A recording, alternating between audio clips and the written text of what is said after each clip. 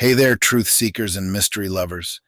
Welcome back to another episode of Broadcasting Seeds, where we explore the weird, the wild, and the downright wonderful mysteries of our world. I'm your host, Bennett Tanton, coming to you solo today to plant some seeds of thought right into the fertile soil of your curious minds. And let me tell you, folks, today's topic is going to stir that soil up real good. Now, if you're a regular listener, and let's be honest, if you're not, what are you even doing with your life? You know that here on Broadcasting Seeds, we love diving deep into the murky waters of the unknown. From cryptids lurking in the woods to government cover-ups that make you question your reality, we pull no punches. Today, though, we're going to tread on some truly sacred ground. We're delving into the age-old cosmic clash that's been raging on since, well, the dawn of time itself. I'm talking about spiritual warfare. You heard me right, folks? Spiritual warfare. A battle that's not fought with swords or guns, but with beliefs, thoughts, and the very essence of our souls. This isn't some Hollywood horror flick. This is the real deal. The unseen conflict between forces of light and darkness, good and evil, angels and demons, whatever you want to call them, is happening all around us, whether we realize it or not. Now, I know what some of you might be thinking. Bennett, are you saying we're all living in some kind of spiritual battleground? And my answer to you is a big fat yes. But don't worry. We're not here to scare you into hiding under your bed.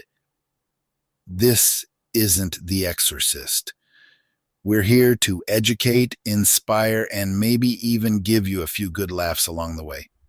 Because let's face it, if we can't find a little humor in the weirdness of it all, then what's the point? So, buckle up, folks. In today's episode, we're going to explore what spiritual warfare really means, how it manifests in our everyday lives, and what we can do to arm ourselves in this invisible fight. We're going to break it down into 5 segments. First, we'll dive into the origins and nature of spiritual warfare. Then, we'll explore where this battle takes place, the mind, heart, and soul. After that, we'll look at the weapons of light, faith, prayer, and virtue, and how we can use them to our advantage. In the 4th segment, we'll talk about recognizing the enemy, how to spot spiritual attacks and temptations when they sneak up on you.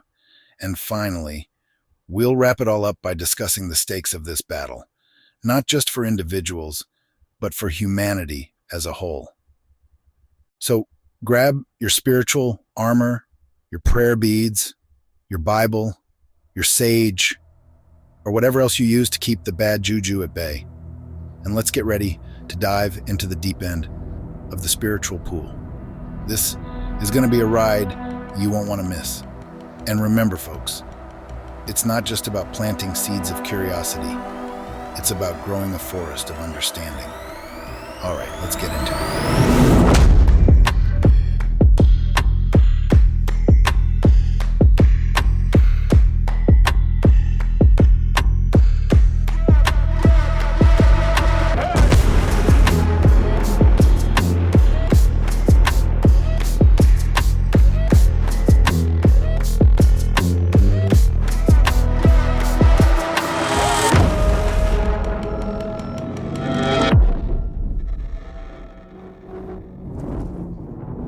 All right, folks, let's kick things off by diving headfirst into the origins and nature of spiritual warfare. Now, when we talk about spiritual warfare, we're talking about a conflict that is as old as time itself. Literally. This isn't some new age concept or a storyline pulled from a fantasy novel. Spiritual warfare is rooted in ancient beliefs that span across cultures, religions, and civilizations. It's like the original Marvel versus DC, but way more intense, and the stakes are a lot higher. So, where did all this talk of spiritual warfare begin? To get to the bottom of this, we have to go way back. I'm talking pre BC, folks. Think of the ancient Sumerians, Egyptians, Greeks, Hebrews. All these civilizations had some concept of a cosmic struggle between forces of good and evil. For the ancient Egyptians, it was the battle between the god Horus and the god Set. For the Greeks, it was the eternal clash between the Olympian gods and the Titans. And let's not forget the Hebrews, who gave us one of the most detailed accounts of this spiritual struggle through the texts of the Old Testament. Now, you might be asking, Bennett, why do all these cultures have such similar stories? Well, that's a great question, and I'm glad you asked. It seems that no matter where you look or what period of history you're examining, there's this recurring theme of a battle between light and darkness. Some folks believe it's because these stories are rooted in a universal truth, a truth that we as humans have always sensed, but maybe not fully understood. Take the Bible, for example. In the book of Revelation, it talks about a war in heaven where Michael and his angels fought against the dragon, Satan and his angels. The stakes? The souls of humanity. Pretty high stakes, if you ask me. But it's not just in Revelation. All throughout the Bible, there are references to this cosmic conflict. Ephesians 6:12. Anyone? For our struggle is not against flesh and blood, but against the rulers, against the authorities, against the powers of this dark world, and against the spiritual forces of evil in the heavenly realms. That's straight from the Apostle Paul, laying it down like a heavyweight boxer calling out his opponent. But it's not just in Christianity. Hinduism speaks of the eternal struggle between dharma, cosmic order, and adharma, chaos. In Islam, there's the concept of jihad, which is often misunderstood as solely physical, but actually encompasses the spiritual struggle against sin. And let's not forget our Native American friends who have tales of battles between benevolent and malevolent spirits, teaching us that even the earliest inhabitants of our land recognized this cosmic tug of war.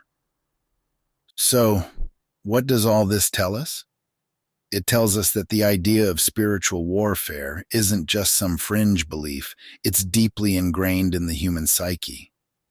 It's like humanity collectively knows there's more going on behind the scenes, that there's a bigger game being played, and we're all on the board, whether we like it or not.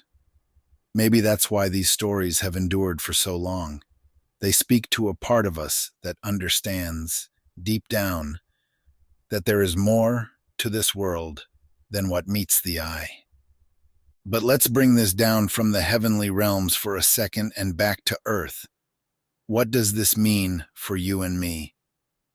Well, if these ancient texts and beliefs are to be believed, it means we're not just passive spectators in this cosmic drama. We're active participants. Every decision we make, every thought we entertain, every action we take is part of this grand struggle. We're on the front lines, baby. And whether you're aware of it or not, you're playing a role in this story. Now, I know that sounds heavy, but stick with me. Think about it. Every culture, every religion, every spiritual path has its version of this cosmic struggle. They all have their heroes, their villains, their battles, and their victories. And if all these different peoples, separated by oceans and centuries, have all come to the same conclusion, that there's a war going on beyond the veil of the physical world, then maybe, just maybe, there's something to it. All right, let's take a breath here because we're just getting started. We've laid down the groundwork by understanding that this concept of spiritual warfare is not only ancient, but also widespread across different cultures and beliefs. Next up, we're going to dive into where this battle actually takes place. Spoiler alert, it's a lot closer than you think. So stay tuned and remember, this isn't just about ancient texts and old myths. This is about you, right here, right now.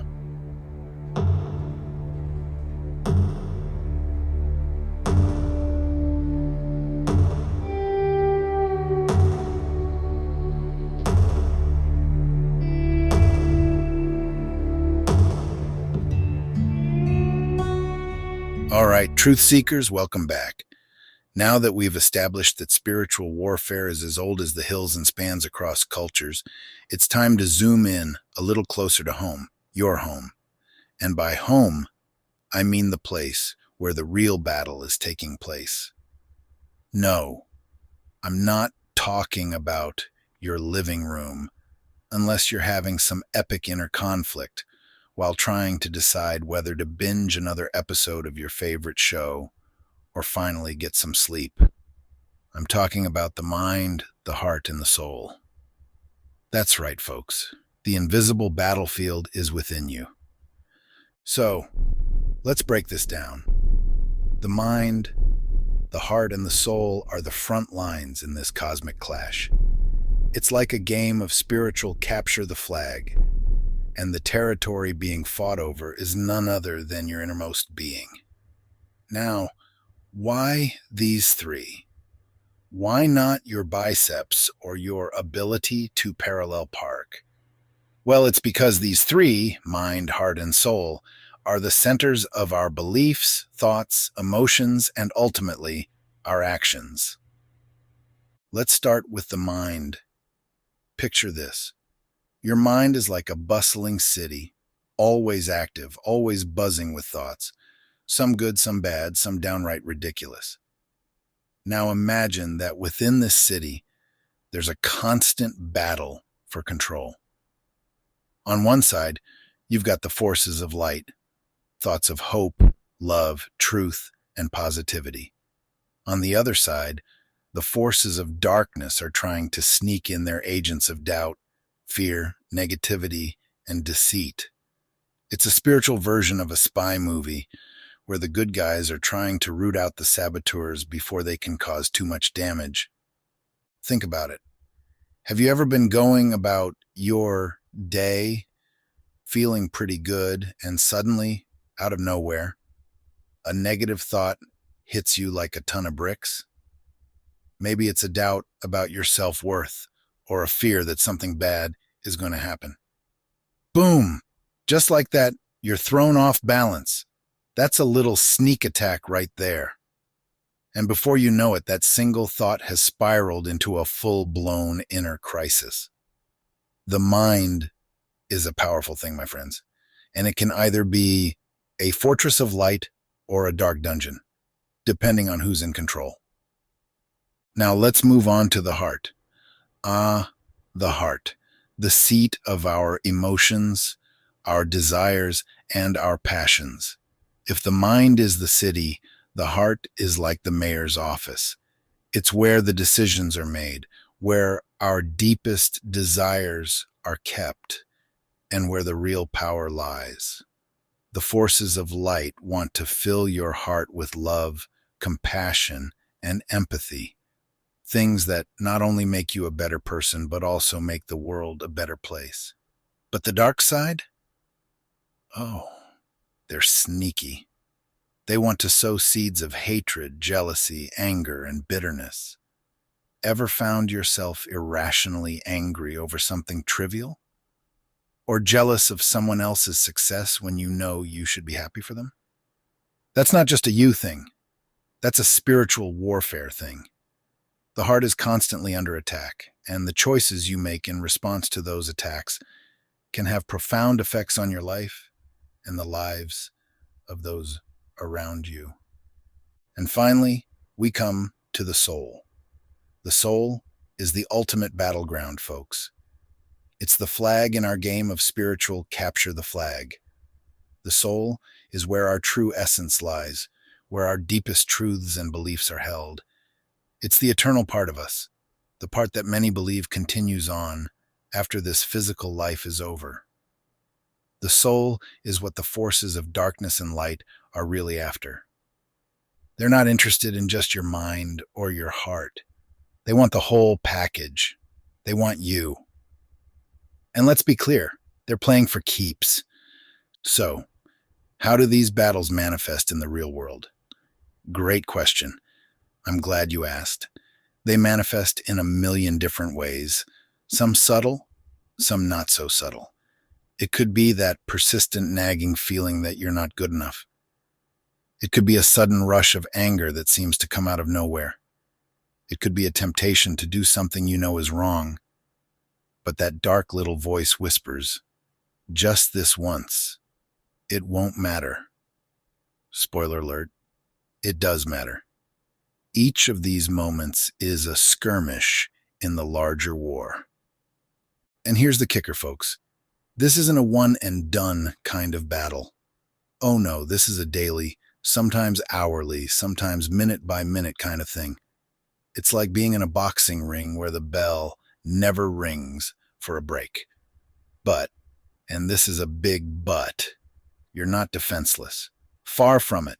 You've got tools, weapons even, to fight back, to defend your mind, heart, and soul. And we're going to get into all that in the next segment. But for now, I want you to start thinking about how this battle might be playing out in your life. What are the thoughts that seem to attack you out of nowhere? What emotions flare up unexpectedly? What are the temptations that try to lead you astray? Recognizing these battles is the first step in winning them. So stay tuned, because in the next segment, we're going to talk about how to arm yourself for this fight with the weapons of light, faith, prayer, and virtue. All right, folks, don't go anywhere. We're just getting warmed up, and trust me, you don't want to miss what's coming next.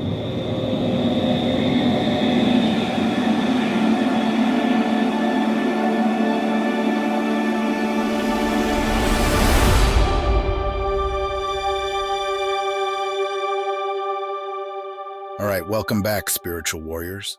So far, we've set the stage and identified the battlefield.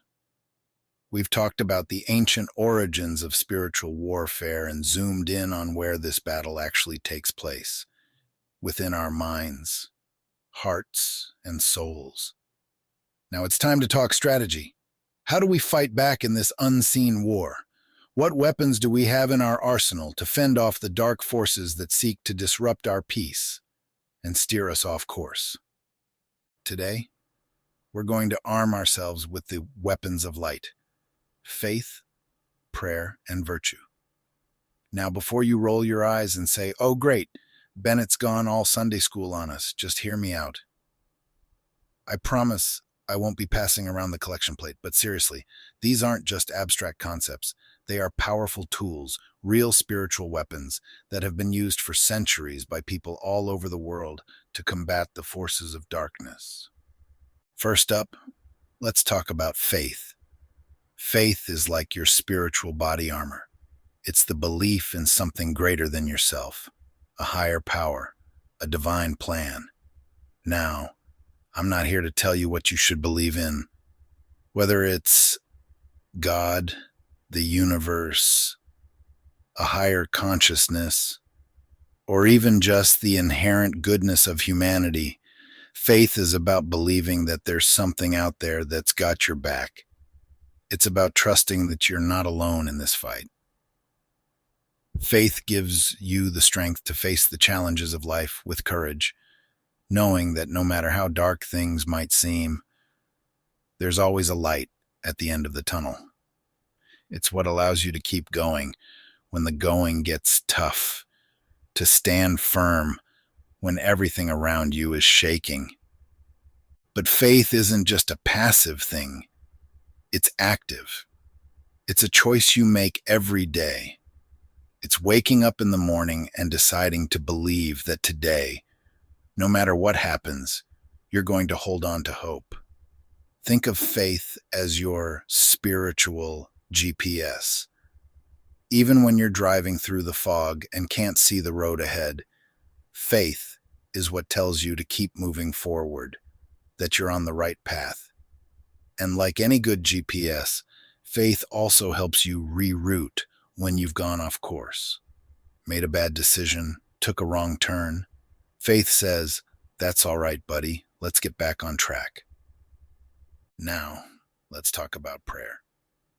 If faith is your armor, then prayer is your weapon of choice.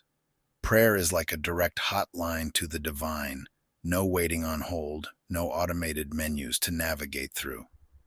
Whether you're asking for guidance, giving thanks, or just pouring out your heart, prayer is a powerful way to connect with a higher power and draw strength from that connection. And it doesn't have to be fancy or formal.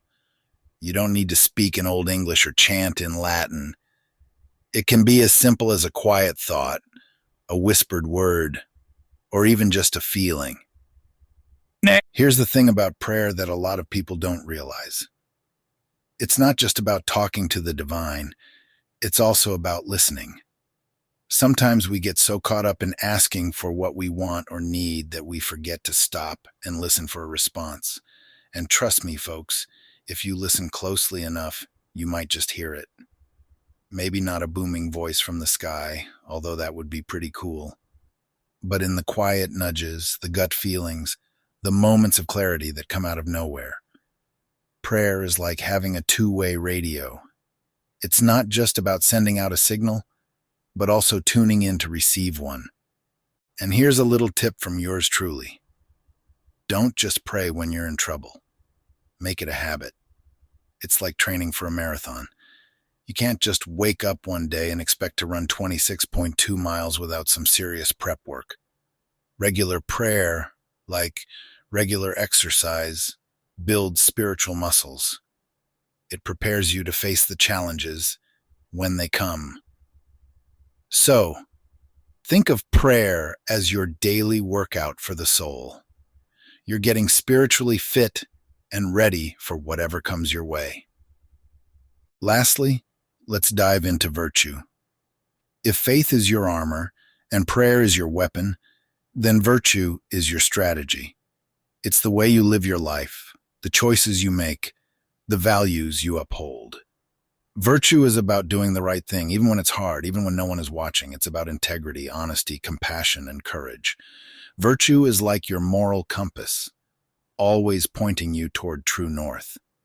It's what keeps you grounded when the winds of temptation blow, when the dark forces whisper in your ear to take the easy way out, to give in to anger, jealousy, or despair.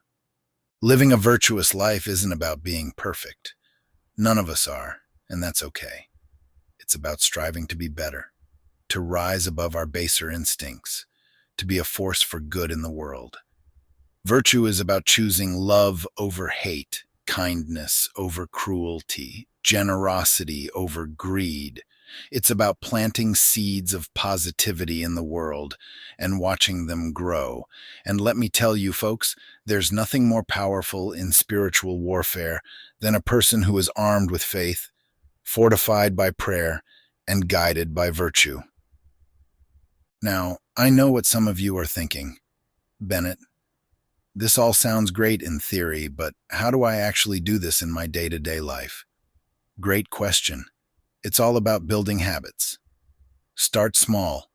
Maybe it's a morning affirmation to set the tone for your day, a quick prayer while you're brewing your coffee, or a conscious decision to choose patience over frustration when someone cuts you off in traffic.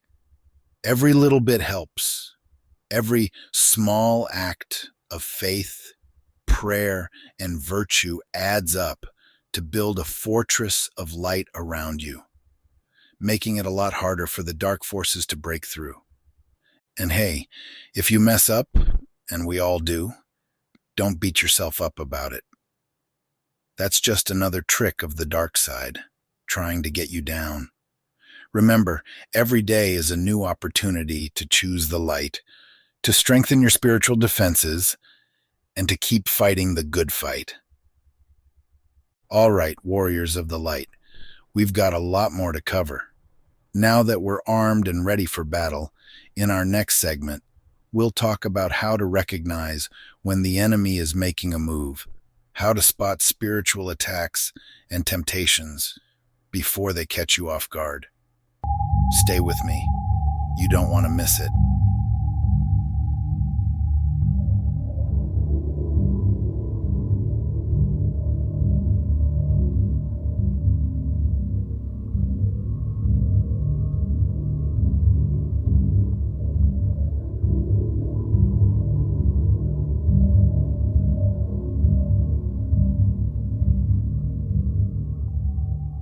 We've equipped ourselves with the weapons of light, faith, prayer, and virtue. But what good are weapons if you don't know who or what you're fighting against, right? So, in this segment, we're going to get tactical. We're going to talk about recognizing the enemy's moves, identifying those spiritual attacks and temptations before they have a chance to take root. Think of this as your spiritual intel briefing, where we learn to spot the enemy before they even step foot on our turf. Now, let's get one thing straight from the get-go. Spiritual attacks aren't always like what you see in the movies. No spinning heads or creepy dolls moving around on their own. Though, if you have a doll that's moving around on its own, that's a whole different episode we need to tackle, probably with some holy water and a priest on speed dial. But in all seriousness, spiritual attacks are often much more subtle. They're like stealthy ninjas, slipping in under the radar, trying to influence your thoughts, emotions, and actions without you even realizing it. So how do we recognize these attacks? Well, they often come in the form of negative thoughts and emotions. Ever been sitting at home, minding your own business, when suddenly you're flooded with feelings of doubt or fear? Or maybe you're scrolling through social media and out of nowhere, you feel this wave of envy or jealousy. You start comparing yourself to others, feeling inadequate, thinking everyone else has it better than you. Boom. Spiritual attack. That's the enemy sneaking in, trying to plant seeds of negativity and discontent. Here's another classic move by the enemy: temptation. Now, temptation isn't always about the big, flashy sins we hear about in Sunday school. It's often much more subtle. It could be the temptation to gossip about a friend, to fudge the truth just a little bit, or to take credit for someone else's work. It's those little, seemingly insignificant decisions that, when added up, can steer you off course. The enemy loves to play the long game, chipping away at your integrity, little by little, hoping you won't notice until it's too late. And let's not forget about those moments of irrational anger or unjustified resentment. You know the ones I'm talking about. Maybe someone cuts you off in traffic, and suddenly you're ready to declare a personal vendetta. Or your coworker gets a promotion, and instead of feeling happy for them, you're fuming with bitterness. These moments aren't just about losing your cool. They're opportunities for the enemy to exploit your emotional vulnerability and drive a wedge between you and the light. Now, I know what some of you are thinking. Bennett, aren't these just normal human emotions? Isn't it natural to feel angry or jealous or scared sometimes? And you're absolutely right. We're all human, and it's normal to experience a range of emotions. The trick is to recognize when these emotions are being amplified or manipulated by external, darker forces. It's about understanding when a passing feeling is being twisted into something more destructive. So how do we do that? How do we differentiate between a natural feeling and a spiritual attack? Great question. It all comes down to awareness and discernment. Awareness is about being mindful of your thoughts and emotions, about paying attention to the internal dialogue that's going on in your head. Are your thoughts lifting you up, or are they tearing you down? Are they encouraging you to be a better person, or are they tempting you to take shortcuts and compromise your values? Discernment, on the other hand, is like your spiritual radar. It's the ability to sense when something is off, when a thought or feeling doesn't seem to be coming from a good place. It's that gut feeling that something isn't right, that nagging voice in the back of your head that says, hold up, this isn't who I am. This isn't how I want to feel or act. Developing discernment takes practice, but it's one of the most powerful tools you can have in your spiritual toolkit. And here's the good news. Once you start recognizing these attacks, you can begin to counter them. Remember, we're not helpless in this fight. We've got our weapons of light: faith, prayer, and virtue. When you feel a wave of doubt or fear, you can counter it with faith. Remind yourself that you're not alone, that there's a higher power watching over you. When temptation comes knocking, you can meet it with virtue, choosing to stay true to your values even when it's tough. And when negative emotions start to bubble up, you can use prayer to find peace and clarity, to ask for guidance and strength. Let me tell you a little story. There was a time in my life when I was going through a particularly rough patch. I felt lost, overwhelmed, like I was walking through a fog and couldn't see the way forward. It wasn't until I started paying attention to my thoughts and feelings that I realized I was under spiritual attack. My mind was filled with negativity. My heart was heavy with doubt, and my soul felt disconnected. But once I recognized what was happening, I was able to fight back. I leaned into my faith. I prayed for strength and guidance, and I made a conscious effort to live according to my values. And slowly but surely, the fog began to lift. The battle isn't over. It's never really over, but I'm a lot more equipped to fight now that I know what I'm up against. So, folks, the takeaway here is this: stay vigilant.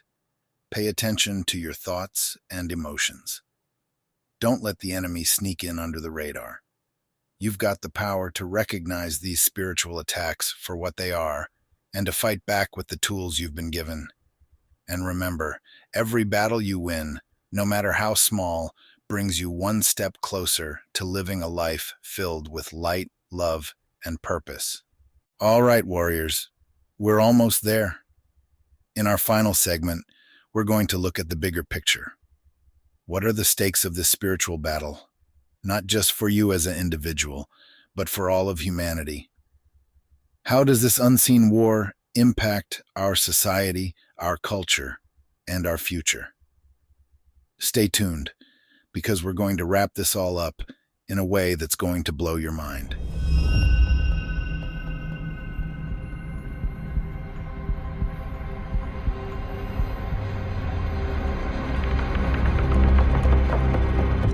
All right, truth seekers, we're in the final stretch of today's deep dive into the unseen war raging all around us: spiritual warfare. We've covered a lot of ground so far: the ancient origins of this battle, the battlegrounds of the mind, heart, and soul, and the weapons of light we have at our disposal. We've even discussed how to recognize when the enemy is making a move. Now, it's time to zoom out and look at the bigger picture. What's really at stake here? Why does this spiritual battle matter? Not just for you and me, but for all of humanity. Let me start with a little reminder.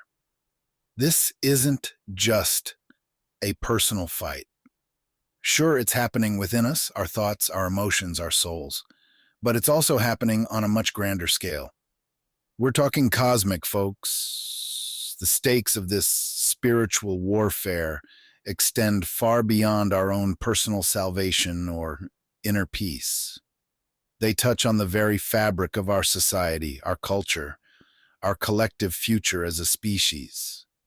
Now, I don't want to sound like a doom and gloom prophet. Trust me, I'm all about the positive vibes, but we need to face the facts. When we talk about spiritual warfare, we're talking about the forces of good and evil, light and darkness, and their influence on the world around us. The choices we make in this unseen battle have ripple effects that go far beyond our own lives. They impact the people around us, our communities, and ultimately, the world at large. Let's start with the individual consequences. When we give in to negative thoughts and emotions, fear, anger, jealousy, hatred, we're not just hurting ourselves, we're weakening our own spiritual defenses, making it easier for darkness to take hold in our lives. This can lead to a downward spiral. Bad decisions, broken relationships, lost opportunities. You've seen it happen before, right? Maybe a friend who got caught up in a cycle of negativity and ended up losing everything they held dear. Or a family member who let bitterness take root and watched it grow into a full-blown forest of resentment. These aren't just random occurrences. They're the direct result of losing battles in the spiritual war within. But here's the thing, when we lose those battles, it doesn't just stay within us. It spills out. Like a cup that's overflowing, our internal struggles manifest in the external world. A person filled with anger and hatred doesn't just keep that inside, they project it onto others. They spread it around like a virus, infecting those around them.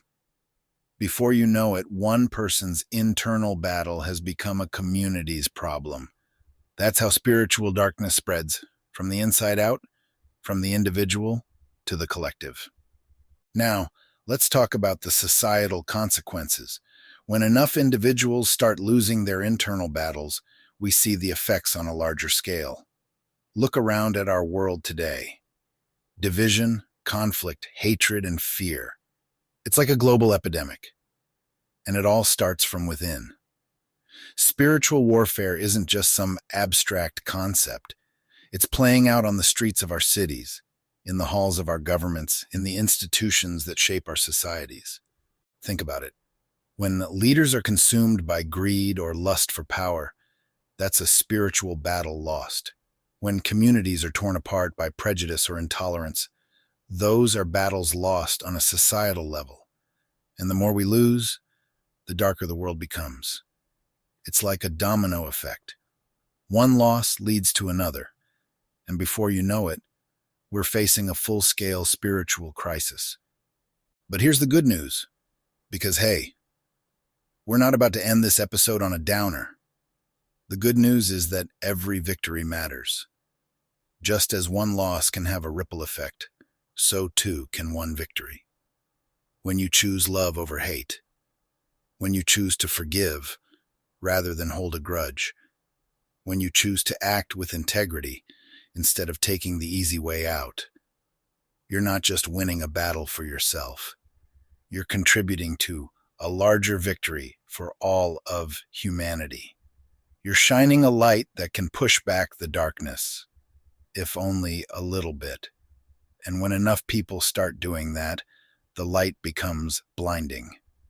Think of it like a candle in the dark. One candle doesn't do much, right? But light enough candles, and pretty soon, you've got a bonfire that can be seen for miles. That's the power of collective action in spiritual warfare. Each of us has the ability to make a difference, not just in our own lives, but in the lives of those around us, in our communities, and in the world. It starts with you, but it doesn't end there. So, what's at stake in the spiritual war? Everything. The soul of humanity, the future of our world, the very fabric of our society. But we're not powerless in this fight. We've got our weapons of light, faith, prayer, virtue, and we've got each other. We can stand together, fight together, and win together. Because at the end of the day, That's what this is all about.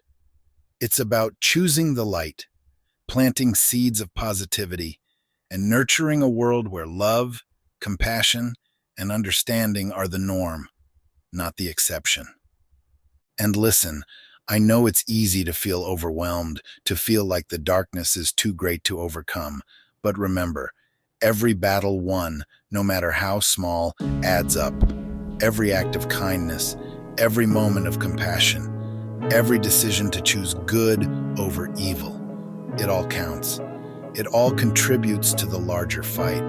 So don't give up. Don't lose heart. Keep fighting the good fight and know that you're not alone.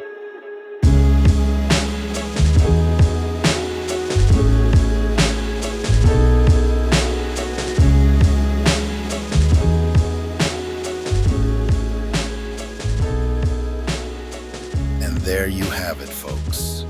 Another deep dive into the mysteries that shape our lives and our world.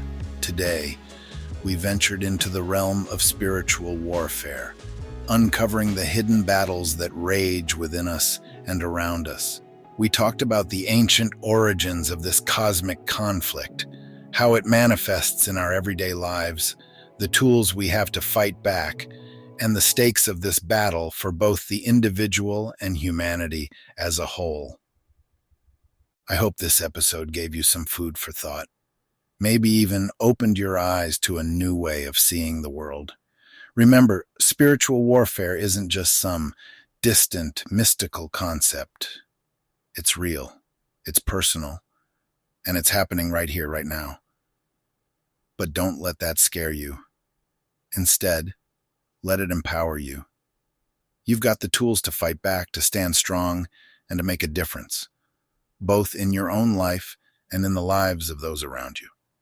If you enjoyed today's episode, do me a solid, hit that like button, share this podcast with your friends, and leave a review.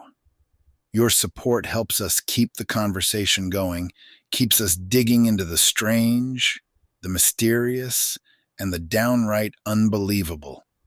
And who knows?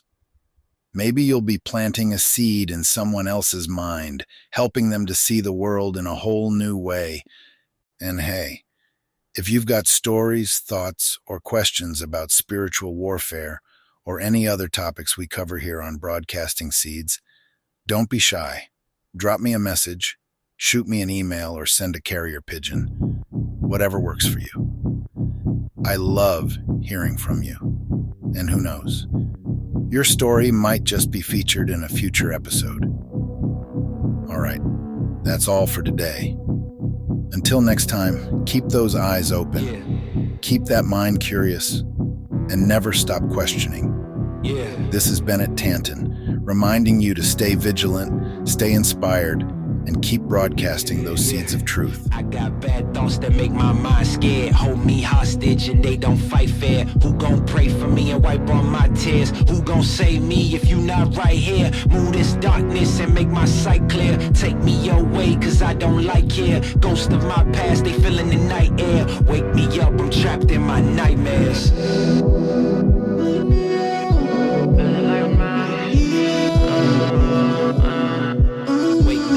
Trapped in my nightmares.